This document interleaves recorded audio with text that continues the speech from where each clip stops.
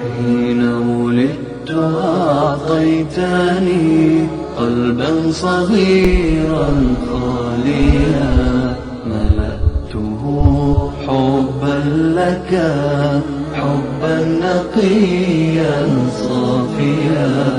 حين ولدت أعطيتني قلبا صغيرا خاليا ملأته حبا لك حبا نقيا صافيا.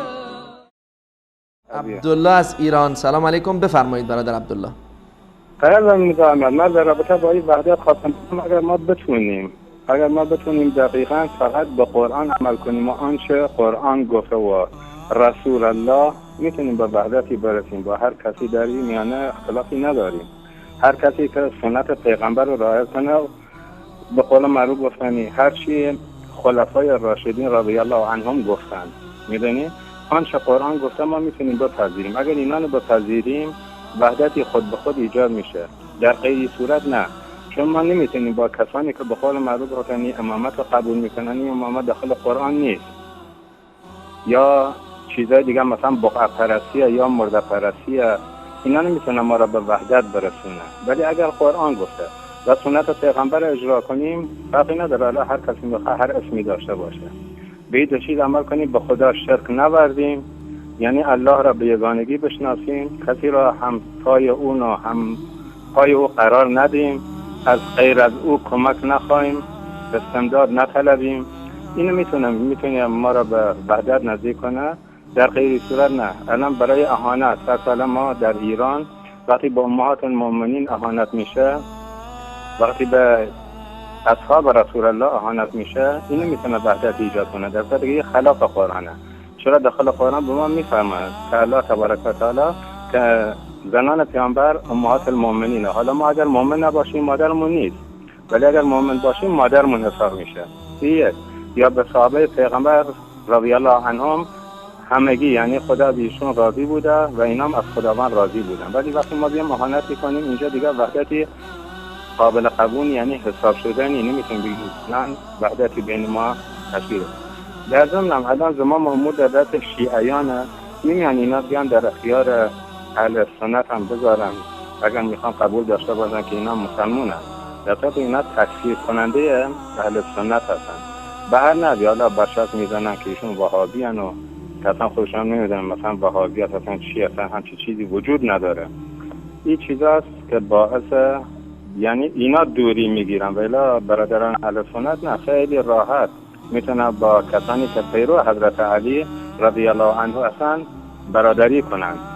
ولی اینا که روافضن که دوری میخوان اختلاف بندازن دست کسی نیست. چون قرآن رو نمیپذیرن، یعنی آنچه داخل قرآنه برای اینا قابل قبول نیست. همونطوری که داخل کتبشون، داخل احادیثشون، بزرگان علمشون همگی برای نظرن، اتفاقا نظر دارن که مثلا این قرآن حتی تحریف هم شده. وقتی کسی که اعتقاد به تحریف بودن قرآن داشته باشه نمیتونه بیا با اهل سنت، با کسی که روش و سیره پیغمبر صلی الله علیه و آله و سلم و اصحاب رضی الله عنهم داره پیش میره قبول کنه. برادر عبدالله، شما میگید که قضیه عقایدی هست. پس اگر ما بیاییم تابع و پیرو حقیقی قرآن و سنت باشیم، آن چیزی که قرآن گفته و آن چیزی که سنت رسول الله صلی الله علیه و سلم گفته ما به اون عمل بکنیم، به وحدت حقیقی دست میابیم.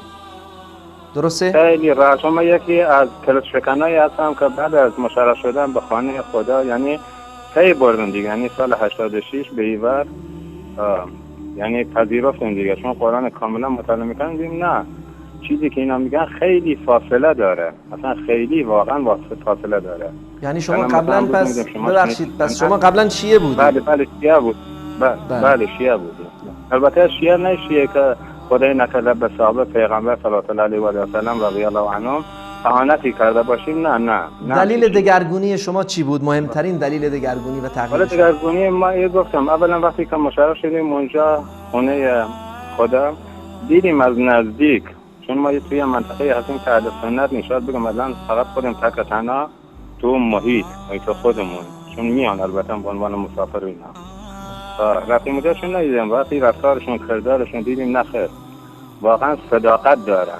یعنی حالا نمیگیم 100% بر مبنای قرآنه، ولی خب قبول نمیکنن چیزایی که درو یا غلو نمیکنن در حق کسایی که بهشون معتقدن، یعنی دوستدارشونن، پیرو خطشونن. و غلو کردن توشون مثلا در صورتی که ما در منطقه ما نه.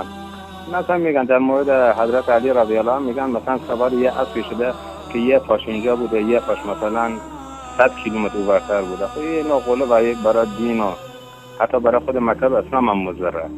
بله تشکر میکنم از آقا عبدالله. اگر صحبت خاصی ندارید چون بینندگان دیگه و امروز هم نمیدونیم شما شنیدید یا نه، حتی 4000 بقعه توی ایران به 11000 بقعه تبدیل شده. تازه شاکی هم شدن از حج اوقاف که 8000 تا از کجا اومده. تازه مقداری هم بدهی دارن. به چی؟ به بقعه ها. ما نمیدونیم مثلا بقعه‌ای که کسی بیاد توی از این استمداد به طلبه، کمک به طلبه، این باعث وحدت نبودن اهل سنت و شیعه میشه. این حرکات.